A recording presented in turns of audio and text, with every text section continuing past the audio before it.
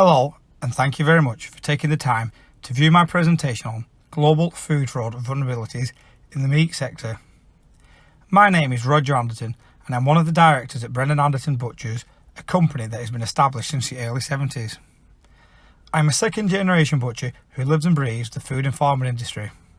I have many roles in the business, but my main roles are head butcher and production director, along with sales and procurement duties. Typically, my day starts at about 3:30 am and finishes around 10 pm. I'm a keen sportsman with a competitive nature, and those two instincts shine through and drive me in my day-to-day business.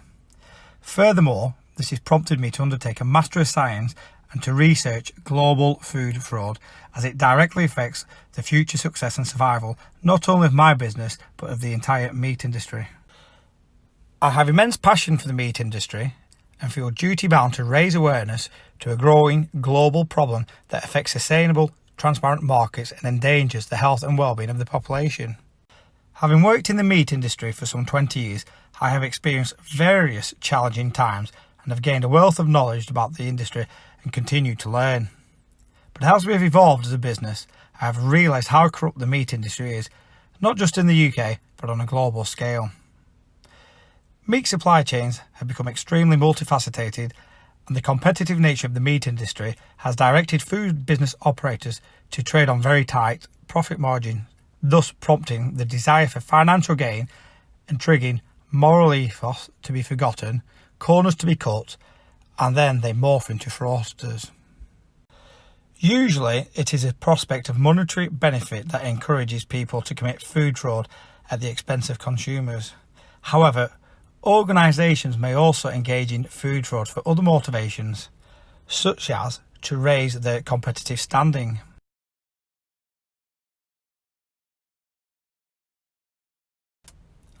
Food security and safety is concerned with the production of adequate, safe food for all. The world is already experiencing a food security and safety crisis. These problems are likely to be exacerbated by the increase in the global population expected in the next few decades. If we can raise awareness regarding food safety and authenticity within the meat industry, it will foster more credibility to unadulterated meat supply chains. Furthermore, creating a level playing field for legitimate businesses to trade fairly and ethically and provide a quality, safe and transparent product. As a result, this vision is a real driving force. Sadly, the meat industry is not seen as a glamorous profession and demands working long hours and sometimes at unsociable times. Therefore, this creates a shortage of skilled butchers coming into the industry and generates a lack of real-life knowledge and understanding of the meat industry, creating immense supply chain vulnerabilities. This is a problem that is mirrored with procurement teams, as many procurement officers have no experience in the meat industry and come into the industry from other professions. This is extremely problematic when specific questions are asked in meat tender documents because of lack of understanding in product-specific questions become ambiguous and winning bids become non-representative of the meat products desired, henceforth a meat fraud vulnerability. Dejectedly, customers are still attracted to low-priced meat offers and tenders are won on cheap prices, and this typically turns out that products are being adulterated in some form or being produced and sold on the parallel meat supply chain. If you're involved in the process of sourcing or accepting food, such as for hospitals, schools, nursing homes, restaurants, cafes, bars or pubs, you should be aware of the possibility of becoming complicit in food fraud. In this presentation, I hope to raise awareness and educate individuals on some of the vulnerability issues in the global meat supply chain, including the different types and when it can occur.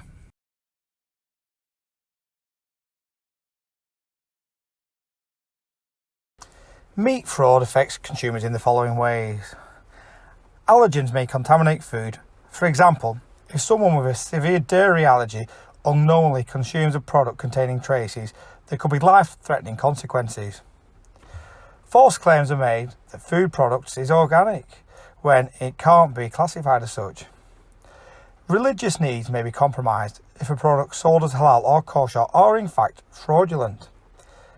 Dietary requirements may be compromised such as if a vegetarian or vegan consumes something contaminated.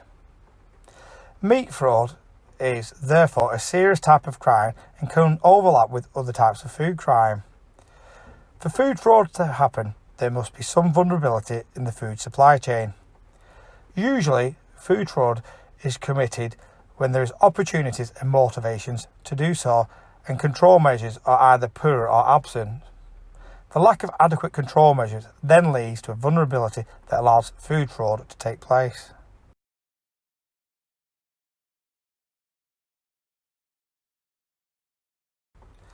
The meat trade globally does not have a good reputation, and it seems that there are a constant stream of fraud issues unmasked. There are very few other industries that seem to have the level of cheating that the meat trade does.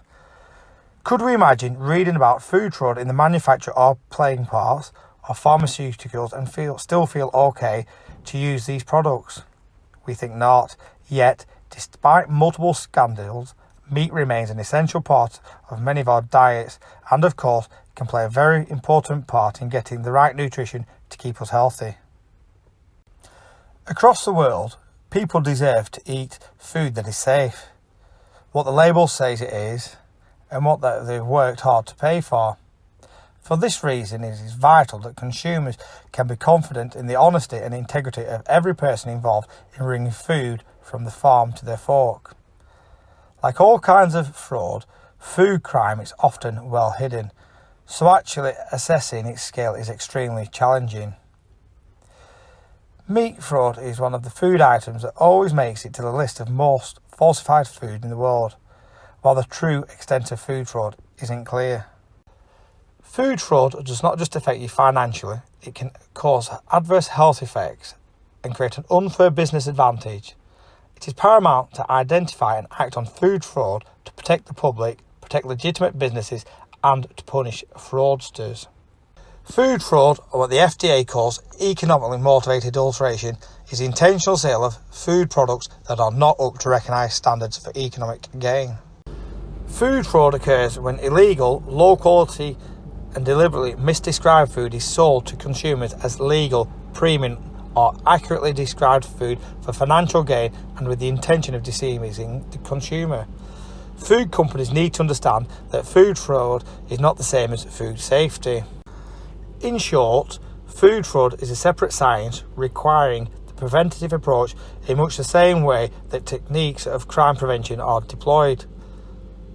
Once the underlying fraud opportunity is understood, effective countermeasures can be employed. That said, these actions must consider the response from the fraudsters in a chess match of wits. Consumers and food businesses can be disconnected by thousands of miles across the globe. From picking to packing, flavouring to refrigeration, there are multiple different processes that separate you from the hands of the farmer or farm worker that made your meal. A lot can go wrong on that journey, from innocent mistakes to fraud or even high-level organised crime.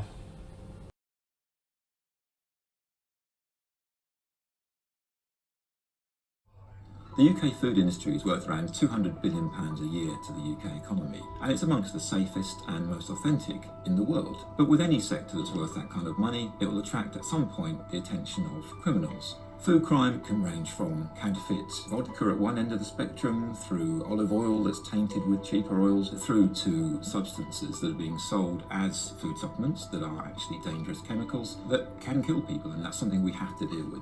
The NFCU was set up after the horse meat incident of 2013 to tackle that thin seam of criminality that exists within the food sector in the UK. The National Food Crime Unit works with the police and with local authorities. Now, local authorities are our eyes and ears at a local level. We have trading standards officers and environmental health officers going into food businesses to pick up bits of information that may help us to form a national picture of what food crime looks like. If industry comes to us with intelligence about crimes within their sector, we will treat that information appropriately, and they will help us to help them to rid the food industry of criminals. We've come a long way in our first year.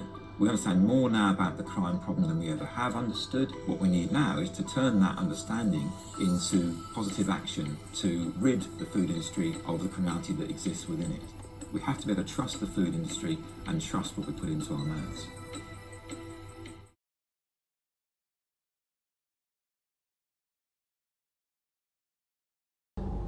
Counterfeit food has plagued mankind for centuries.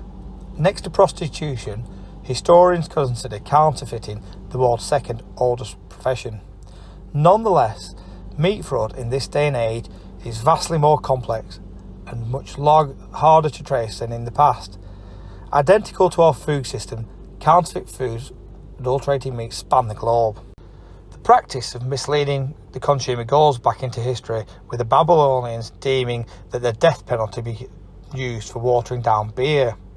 In Victorian times, there are reports of tea leaves and coffee grounds being reused after being boiled with sheep's manure, colourants and then dried. The infamous case of Humbug Billet in 1858 in Bradford shows how accidental substitution of an ingredient can lead to a terrible consequence. In this case, Humbug Billy or William Hardacre sold sweets in the market in Bradford.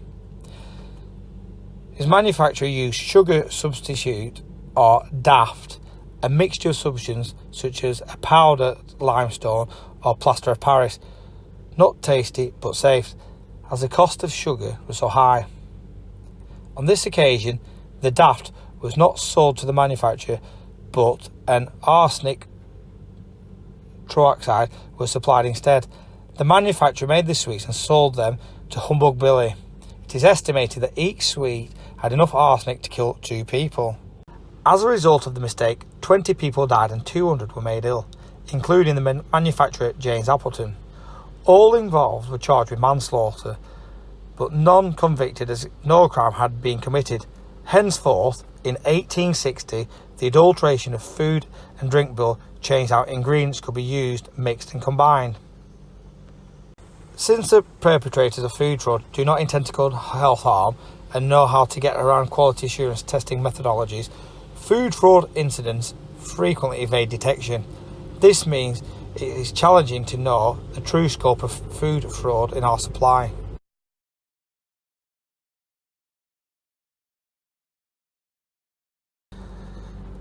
Recent events such as the Brazilian beef bribes and in the UK, turkey being sold as halal lamb demonstrates that the lessons learned from the horse meat scandal in 2013 have not been learnt. Food fraud has an estimated value of 40 billion globally. There are global news reports every day of new products that have been found to be contaminated or adulterated.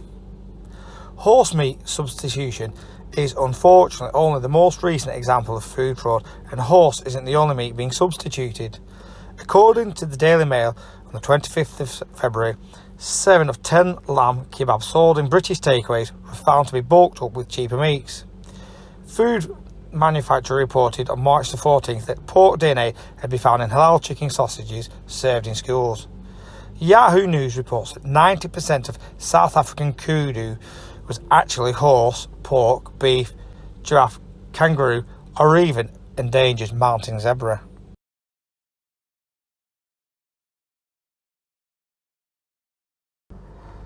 There are 3 key components that give rise to food fraud vulnerability.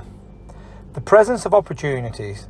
This refers to whether there is a chance that the food could happen. The level of opportunity depends on 2 things: the ease to commit food fraud and the difficulty of detection. The ease to commit food fraud depends on things like the food's composition, physical qualities, or geographical origins. This difficulty of detection covers the likelihood of the fraudsters being caught. The existence of motivations. Food fraud wouldn't happen if there was no motivation behind it.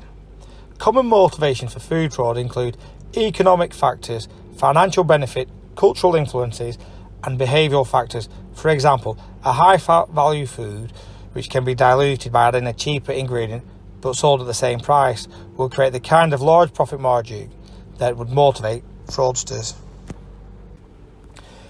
The absence of control measures.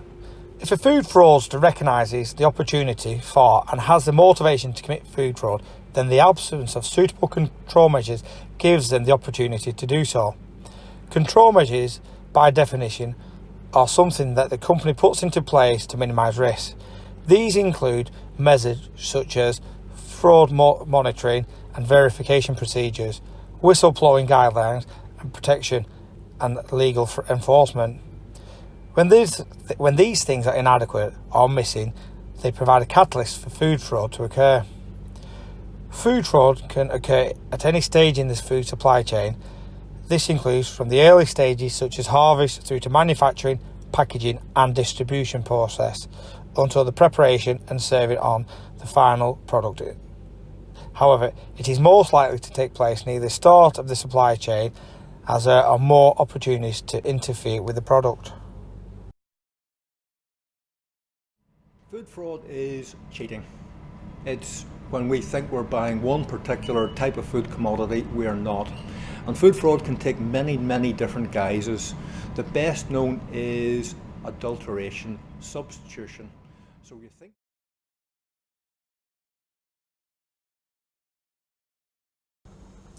According to Daily Mail, 7 in 10 kebabs sold in British takeaway restaurants are bulked up with cheaper meats.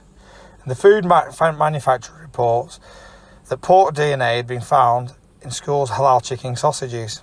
Food comprises a globally distributed infrastructure. Regulatory or quality assurance deficiencies in any part of the food supply chain can leave us vulnerable to contamination or adulteration. Increased prices can also leave food supply vulnerable to adulteration, since they can result in changes to the supply chain structure.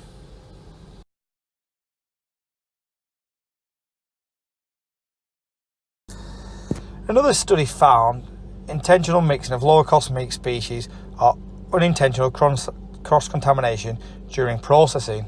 Commercially sold meat products were found to have been mislabeled either accidentally due to cross-contamination or possibly for economic gain, according to findings from a research study conducted by Chapman University Food Science Programme.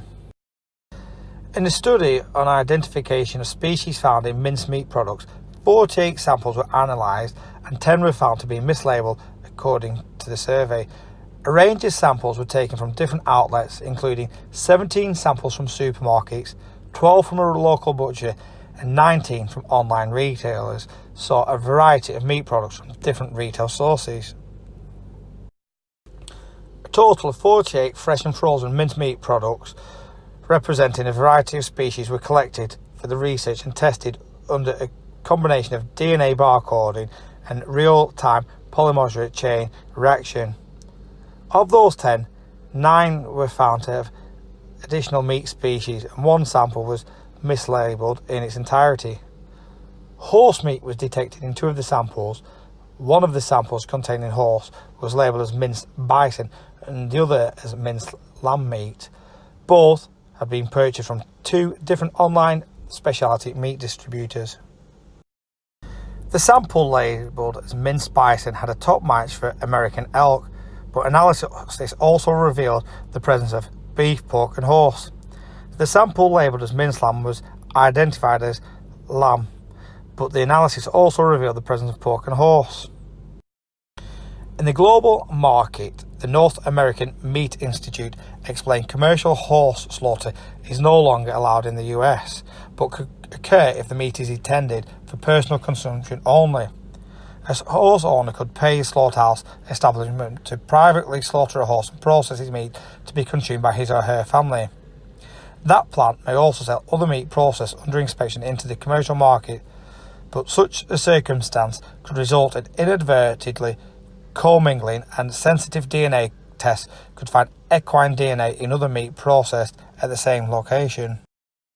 Unintentional mislabeling may occur when several species are minced on the same manufacturing equipment without appropriate cleaning. Another trend observed indicates lower cost species being intentionally mixed with larger cost species for economic gain. Overall, mislabeling was found to be the most common in products purchased from online specialty meat distributors, which showed a 35% rate of mislabeling and included products labelled as black bear and yak burgers. A farming family has hit out at the way police handled a rural crime incident after 14 of their sheep were illegally skinned and butchered. 3 Texel ewes and 11 lambs were butchered between 4 p.m. on Sunday the 7th of July and 4 p.m. on Monday the 8th. but Katie Payne and partner Phil Neal, who own Park End Farming in Craig, were told the incident was not an emergency. 12 of the sheep were stolen with the remains left in the field, and another 2 had their throats cut.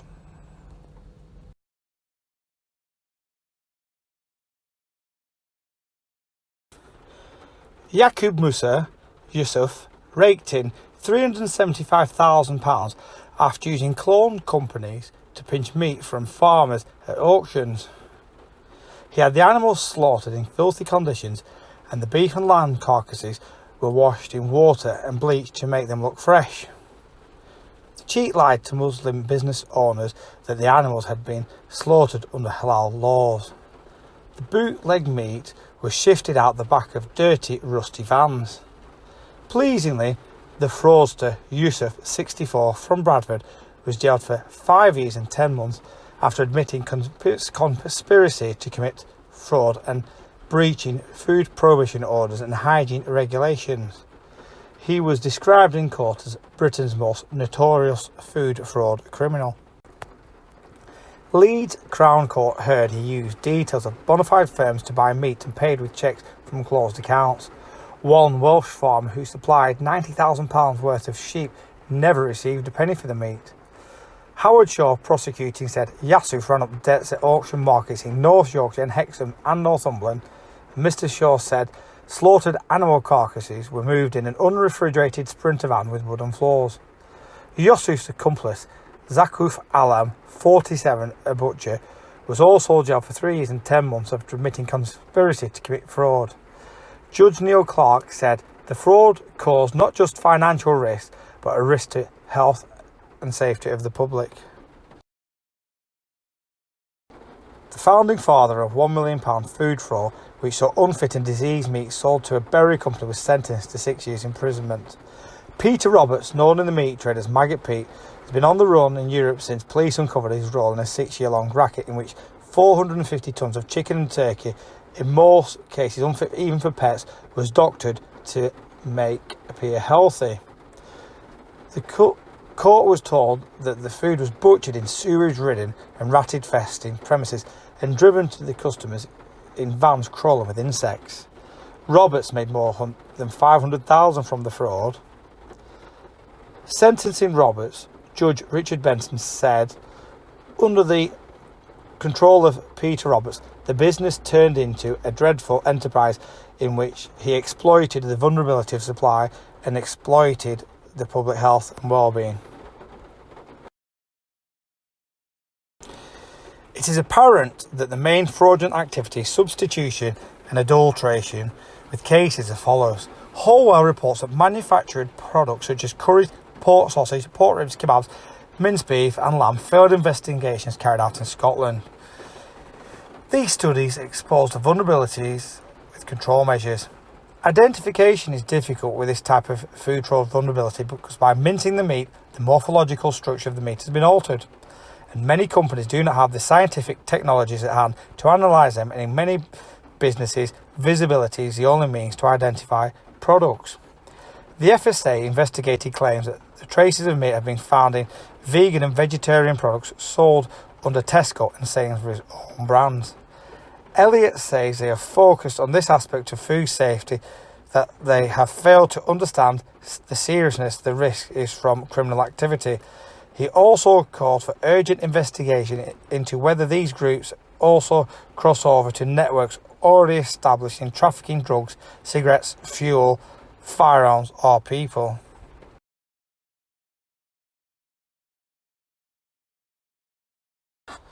Hamish McKay from the BBC News confirmed that in 2018 more than a fifth of meat that had been tested uncovered DNA from animals that were not expected or declared on the labelling information.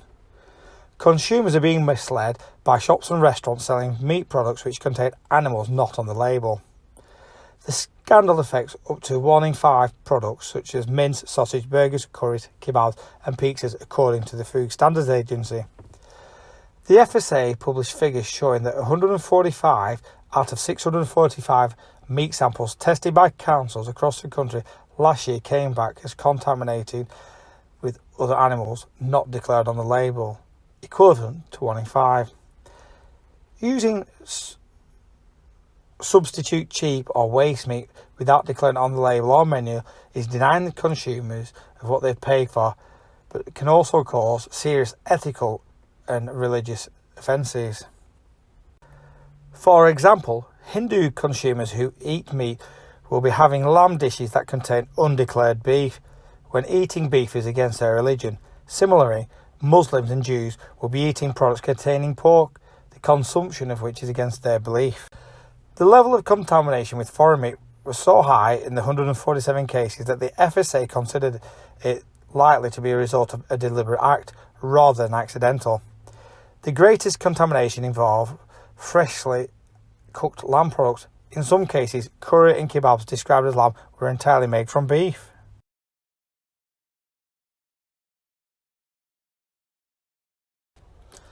BBC News reporter Con Macaulay gave an account of a meat scandal involving dog food being sold and consumed as human food. Bizarrely, one restaurant was serving Bangalore duck, which was in fact lamb. In other parts of the country, takeaways were selling pizzas with ham topping, which was really turkey. One Yorkshire business sold ostrich mince, which was beef, and the beef in some bolognese products turned out to be pork or chicken. The test found a very high number of fresh minced lamb products containing other types of meat. Lamb mince sold in many areas ranging from Coventry to Kent and Devon, including beef, and in some cases chicken. One example from Belfast was up to 30% beef, and another from Bury was also 20% beef. A lamb pasanda sold by a Dudley Curry restaurant was more than 60% beef, and lamb korma from Blackpool was entirely beef. This pattern was seen in curries and kebabs sold in many other cities. Pork sausage sold by small butchers contained undeclared beef and lamb. Even some upmarket sausage were not what they seemed. A pork Toulouse sausage said to be made with English free-range pork, red wine, parsley contained lamb, beef and chicken. Free-range beef and red onion sausage were more than 8% pork. Adulteration was found in beef mince and burgers in many parts of the UK. The prosecuted businesses were Totty's Butchers in Oldham, Pennegarry Family Butchers in Tompardley, Wales, and the Albion Farm Shop at Caffey in Saddleworth, Lancashire. Worryingly, Slimmer's barbecue pork sausages that claimed to be less than 3% fat had more than twice as much, with 7% fat found.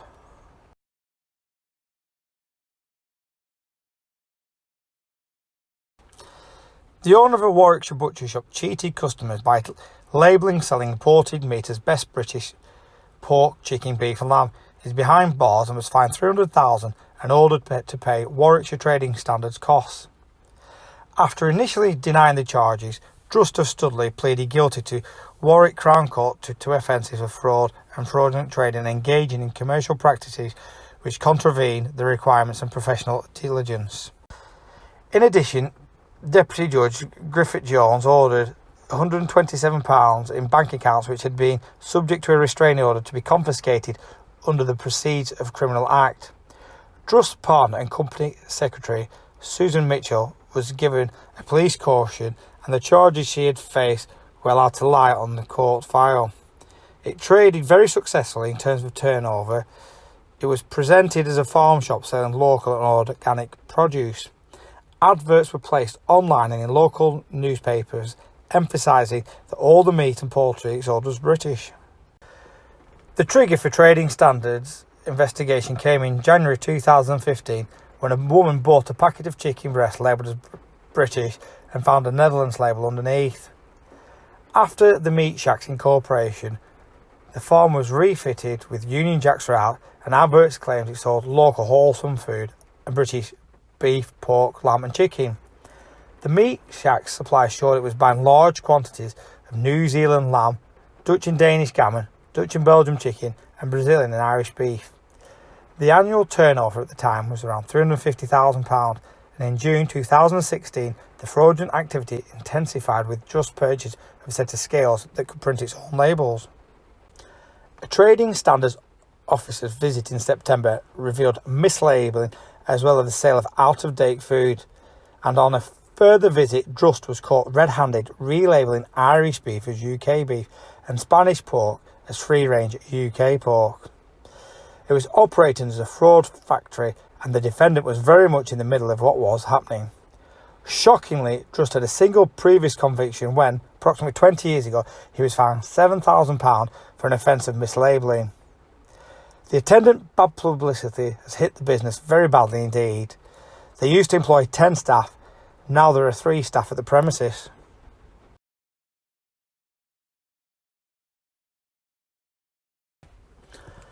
Meat from a horse is obviously not beef, but these animals are anatomically similar and the cuts are the same.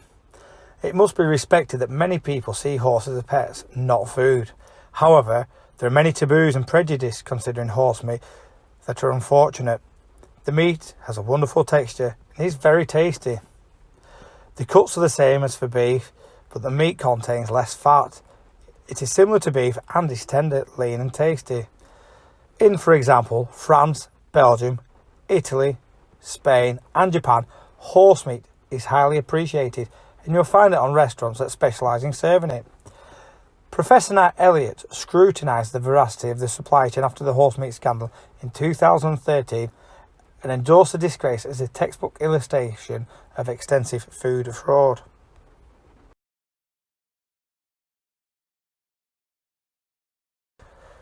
The horse meat scandal of 2013, sometimes referred to as one of the biggest food fraud scandals in recent times, dubbed Horsegate, involved the discovery of a frozen burger patty sold across Europe containing horse DNA, which led to the floodgates being opened to a larger, more harrowing truth. Horse meat was, in fact, being used in some processed beef products across the world. The scale of the fraudulent activity was widespread. Horse meat was initially found in frozen beef burgers made in the UK and Ireland, which were then sold to the UK supermarket chains such as Tesco, Iceland, Aldi and Lidl.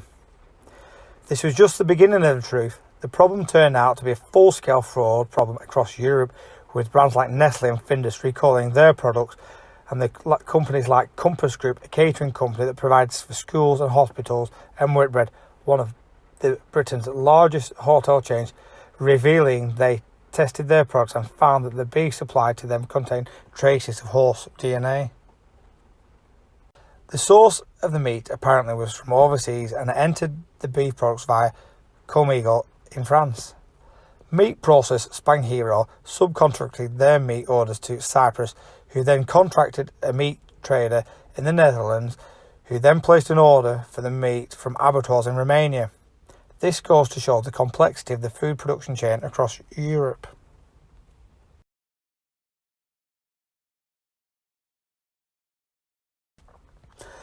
A recent beef scare reported by the BBC identified that an unscrupulous Polish abattoir had processed 9.5 tonnes of ailing beef cattle and the meat was distributed to 11 EU countries.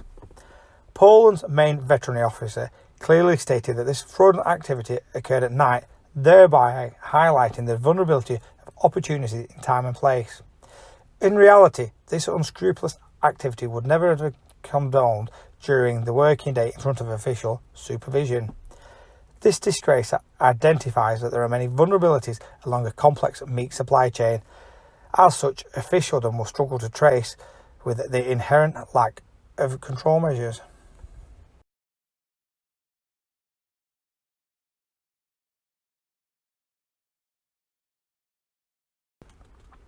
I found that with developing countries such as China, economic development and worldwide growth of people have placed significant demands on the meat sector along the global supply chain from farmers to manufacturers. This has furnished the opportunities for criminals to seize a chance to exploit fraudulent and dubious actions along an unregulated, multidisciplinary food and farming network. In the global market, China has morphed into an international industry unit used for authentic and counterfeit products and not just limited to the meat sector.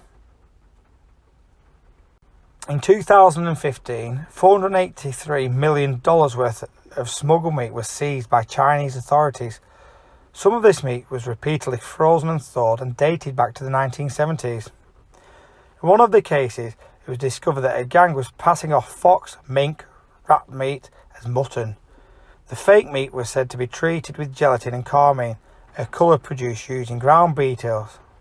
and nitrate, then sold as mutton to farmers' markets in the province of Shanghai. The gang in question made over 1 million in a span of 4 years by falsifying mutton in this way. In another case, suspects in Baotou City used duck meat to sell fake beef and lamb jerky to 15 provinces. The falsification was discovered after a test showed elevated levels of E. coli in the meat that seriously exceeded standards. China's meat market is notorious for various food safety scares, including avian flu, disease-ridden meat and falsification, such as the cases described above.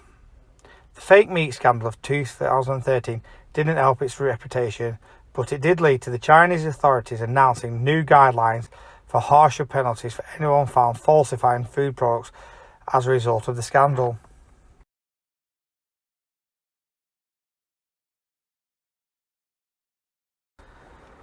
Kendall et al. Makes vibrant indication that the drivers for counterfeit or adulterated meat is that many people who succumb to buy lower priced goods are typically from a lesser social economic standing that do not have enough money for better authenticity guarantees. Professor Elliott refers to the consequences of food fraud that it is unswervingly inherited by the consumer along with the entirety of the food industry.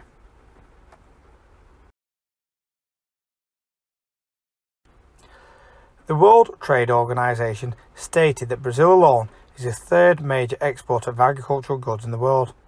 Moira et al. Identified that the greater the amount of food a country produces, the more the supply chain is exposed to vulnerabilities. Factors to consider when assessing the country or region's meat supply chain are whether the country is classed as having emerging and developing economies, or more recently declared as a newly industrialized country by the International Monetary Fund.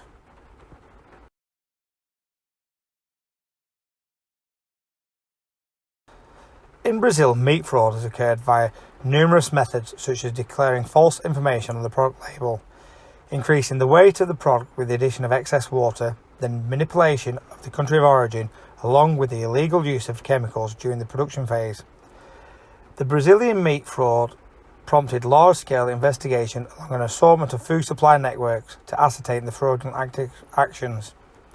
This resulted in undoubtable proof that businesses had befallen to selling rancid meat and unacceptable food for a considerable amount of time for large financial gain.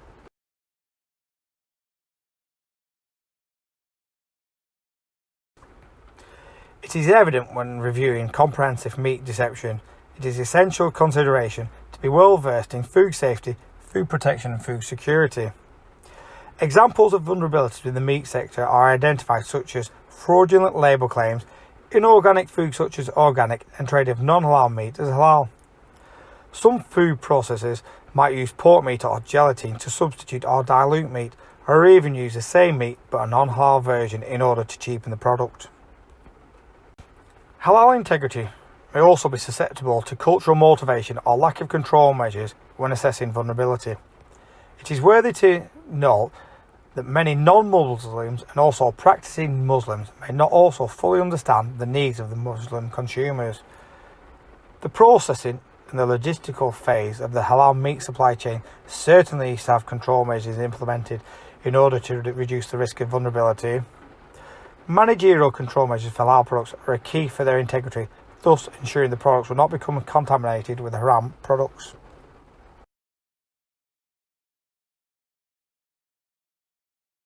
Aggressive procurement buying practices are also singled out for criticism, as well as too good to be true, cheap offers.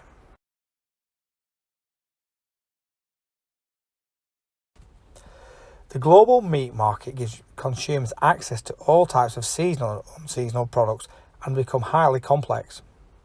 Consumers have become accustomed to a variety and access at low cost and at marginal profit to suppliers. These factors have increased opportunities for food crime. As the food industry places more reliance on global ingredients, there is a growing awareness of the importance and complexity of assurance in food supply network. Since the horse meat incident, there has been a concerted effort by the industry to simplify supply chains where possible.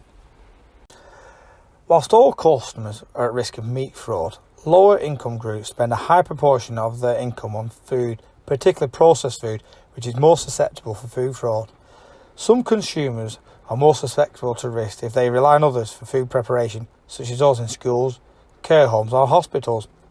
Recent surveys by local authorities have shown that consumers using fast food outlets in inner cities are often buying food which is not what it claims to be.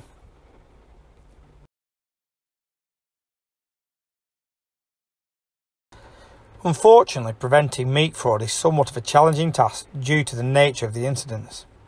The main issue is that the mode of which meat fraud enters the supply chain doesn't follow a consistent format.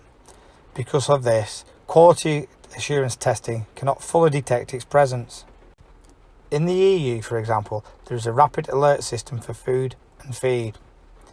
This is an effective tool which enables the flow of information to enable swift reaction when risks to public health are detected in the food chain, which can help detect both food safety risks and concerns around food fraud. In conjunction to this, the EU has also created the EU Food Fraud Network as a response to the horse meat crisis to help strengthen their approach to food safety and to keep it to the highest standards. In order to prevent food fraud from affecting the supply chain, a proactive approach to constant learning and adapting needs to be in place in order to successfully mitigate the risk regarding human health consequences. Food fraud prevention starts with criminology and the motivation of the human actor. Criminology prevention considers broad systems that cover the entire market of physical environment. The criminologic theories are situational crime prevention, root activities theory, and rational choice theory.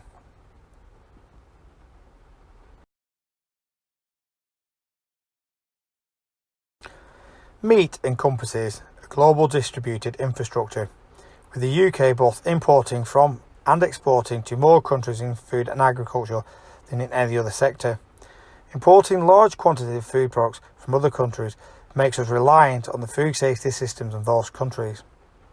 Regulatory and quality assurance deficiencies in any part of the food supply chain can leave us vulnerable to contamination or adulteration. Increased prices can also leave the food vulnerable to adulteration, since these can result in changes to the supply chain structure. Ensuring food safety requires identifying and mitigating potential risks along the supply chain. Food safety demands that these risks be identified, and they can only be addressed if there is a good understanding of the supply chain and the product is authentic. Furthermore, the need for food defence is heightened by globalised food supply chains and the possibility of deliberate contamination and adulteration, either with the intent to cause harm or to generate extra profit. Since we cannot have a complete food safety without effective food defence, food quality cannot be assessed without a comprehensive food protection programme that addresses both food safety and food defence. The movement of so many products so far around the world also creates a new and expanding fraud opportunity. As the melamine case in pet food incident demonstrated, one incident can very quickly impact a product around the world. As the horse meat in beef demonstrated, one rogue supplier can cripple an entire industry and severely damage a country's standing in the global market.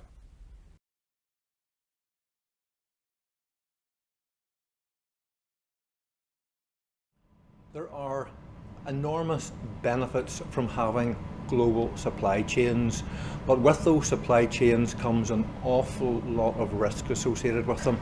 There's risks of contamination, there's risks of fraud, and the more steps that are in those supply chains, the greater the degree of vulnerability those supply chains are to some sort of catastrophe.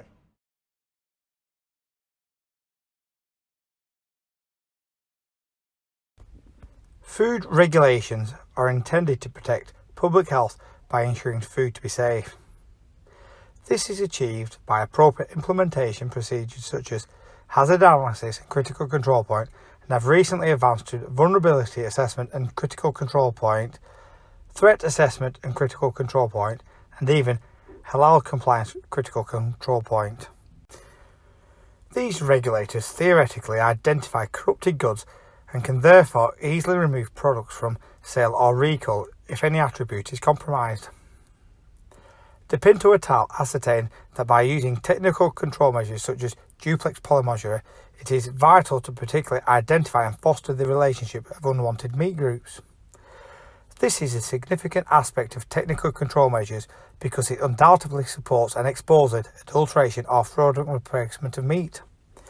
There is immense opportunity for financial gain by unscrupulous business owners and the opportunities to make money quick by taking advantages of vulnerabilities within the meat sector.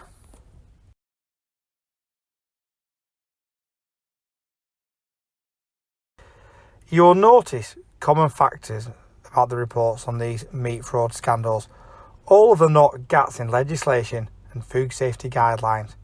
All of them note vulnerabilities in the food production chain, and all of them are cases where proper tracking of sources and conditions could have prevented the fraud from happening.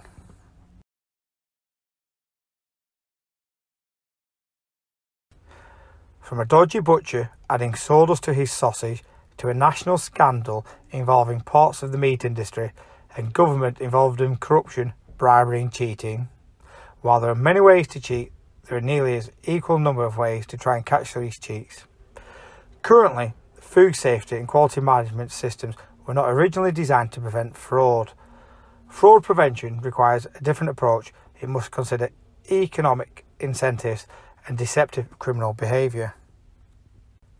Global experts have recommended that if it is the case of a microbe causing a problem, you go to microbiology for the solution. In the case of humans committing food fraud, you go to social science and criminology. Criminals usually have a lot invested in their enterprise and plot carefully, so food fraud problems constantly change.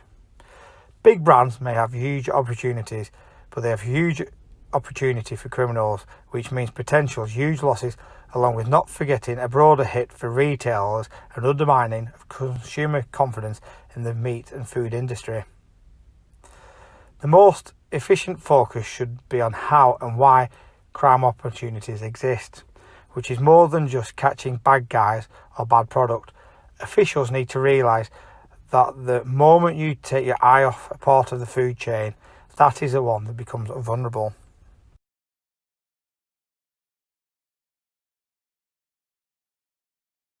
DNA samples are being used to allow Scottish meat products to be traced right back to the exact animals they came from.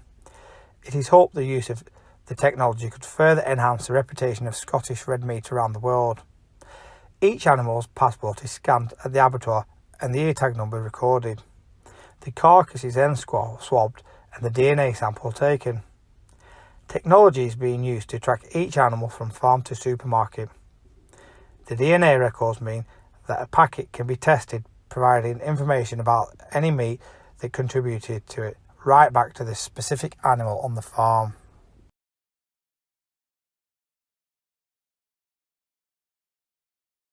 Another set of theories approaches food fraud not from a criminological standpoint, but from a business fraud. It is sometimes confusing that both theories include a triangle, the crime triangle and the fraud triangle. Any incident of suspected and known food crime should be reported directly by the staff to their own employers and by industry customers to the senior management of those companies with responsibility for the goods. Mechanisms to enable whistleblowing and reporting of general concerns about food crime need to be further developed.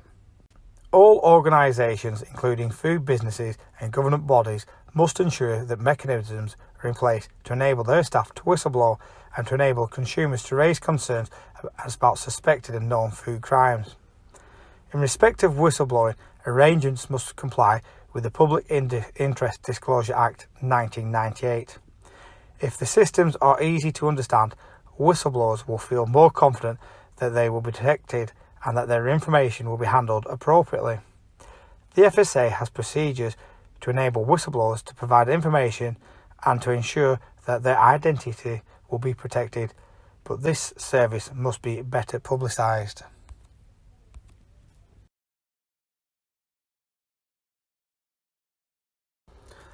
McKean expressed traceability simply as the capability to prevent a reliable custody of food documentation representing animals or meat meat products amid several phases of a supply chain from the producer to the end user.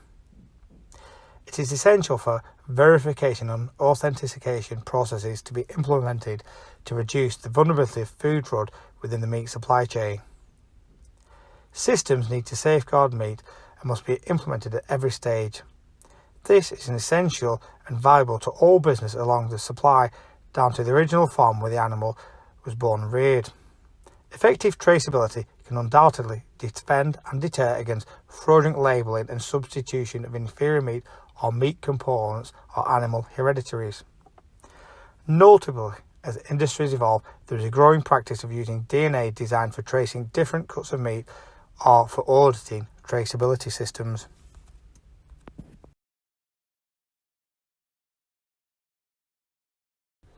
Shackwell notes that the reliability of a supply traceability system can frequently be lost both intentionally and accidentally at various points. Frequently, the distribution stage or point of sale is when the integrity of the supply chain is vulnerable to fraudulent replacement, deceitful packaging, or repackaging. Food safety management systems present business with the structure to make sure the food safety of the product is met, and these mechanisms also improve customer faith in the food in which they buy. Meat traceability systems have improved greatly since the horse meat scandal, but the supply chain that sells into smaller retailers such as butchers' shops still pose a huge vulnerability risk.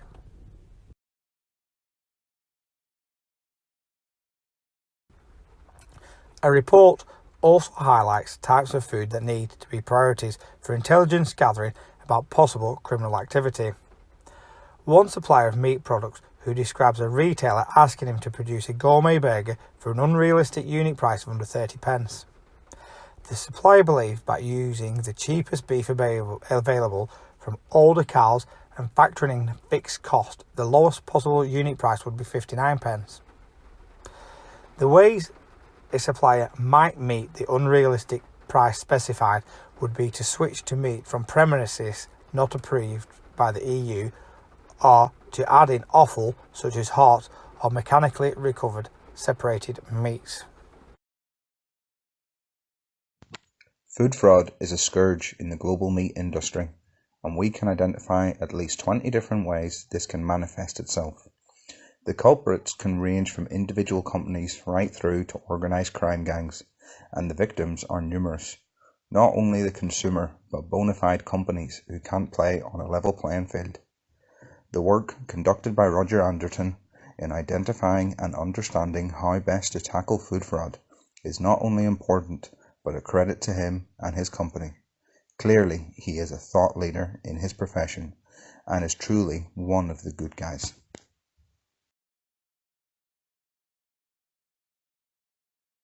Personally, I would like to thank you for being our food safety guardian and for constantly ensuring the safety of our food products.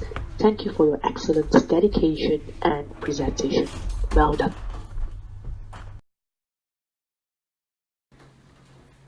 I consider it really important that companies like Andertons Ribble Valley Butchers are taking a great interest in combating food fraud with the meat industry. Food fraud in the meat industry is a great concern to us. Regulatory officials and food business owners play a key role in ensuring that the food the public consumes is safe, wholesome, and the quality expected by them.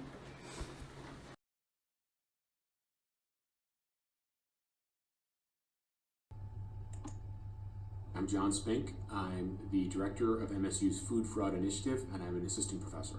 Food fraud is an incredibly complex concept. The discipline is very hard to understand.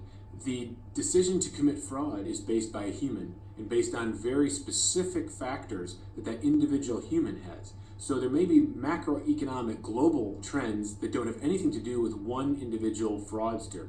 For example, if the price of cocoa goes up, but the fraudster deals only with corn, then that economic shift in cocoa has nothing to do with this fraudster's decision to commit an act.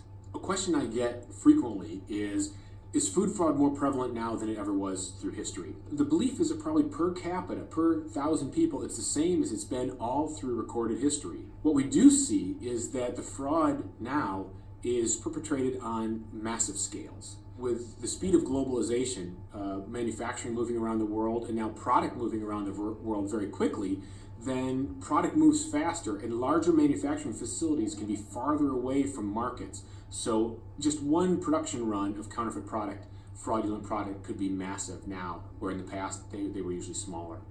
One of the most maybe complex and interesting fraud cases, food fraud cases we saw in the US is something that we've called honey laundering. And this started with tax avoidance smuggling, where honey was produced in a country, in China, that had a very high tariff into the US, and there were anti-dumping laws that went in place to charge a high tariff. But the bad guys transshipped that product through a country that had a low tariff, a low tax for import into the US, and they made $40 million over about a year. So that's a tremendous amount of money they made by just transshipping product and mishandling it. One of the biggest challenges I think we have is that the combating food fraud is very interdisciplinary. We need excellent food science technology to detect the contaminant, the adulterant in the product, but just detecting isn't prevention. We're not going to arrest our way to safety. We're not going to test our way to safety. We need to fundamentally change the way our systems operate to shift our focus to prevention. Our focus initially started very technical, looking at packaging components, looking at labels, trying to improve the traceability of the systems. We quickly found that was reactive. It wasn't getting to the root of the problem. We needed to fundamentally change the way that we looked at the systems. And that's, for us, we found the fraud opportunity, or what was called the crime opportunity in crime science, or situational crime prevention. It's a concept that's been studied back to the early 70s, and it really looks at the environment, to change the environment to reduce that opportunity for crime. A real key for us is looking at basic crime science. A human is just another biological organism. And when we think about it that way, we do think really we need to just deal with them differently. The human will not operate the same way under the same conditions every time. And so we have to understand that type of variability. One thing we've done when we looked at the variability of the human fraudster, the human perpetrator, is to really try to understand the base characteristics of the crime. And it's the fraud opportunity. Regardless if a company has ever been hit before, if that fraud has ever occurred before or ever will occur again, there's an inherent vulnerability. And that's the key focus, is that we try to reduce that vulnerability. Something that's really unique about food fraud prevention is the role of governments and the role of industry. And one thing that's unique is that food fraud is really a transnational crime. And if we look at the way that transnational crimes are managed around the world, say international organized crime, it's really through broad groups globally, such as Interpol. And so the response to prevent food fraud, to combat food fraud, really does need to be global, and it really does need to be through a law enforcement type of activity. Detection methods all have to be judged in terms of how they prevent fraud in the first place. The goal is not to detect product. The goal is to prevent it from getting in the marketplace in the first place. The goal is not to arrest bad guys and seize product. The goal is to get the situation where they don't even try to commit this type of fraud. And so that's a fundamentally different approach, and we're really trying to move forward to look at defining all of our roles in prevention.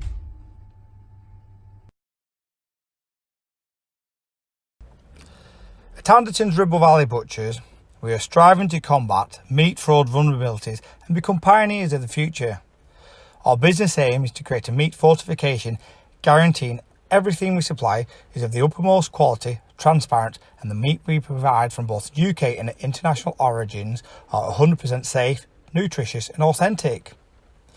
Many thanks for taking the time to watch my presentation on food fraud vulnerabilities within the meat sector. If you have any further questions, please feel free to contact me.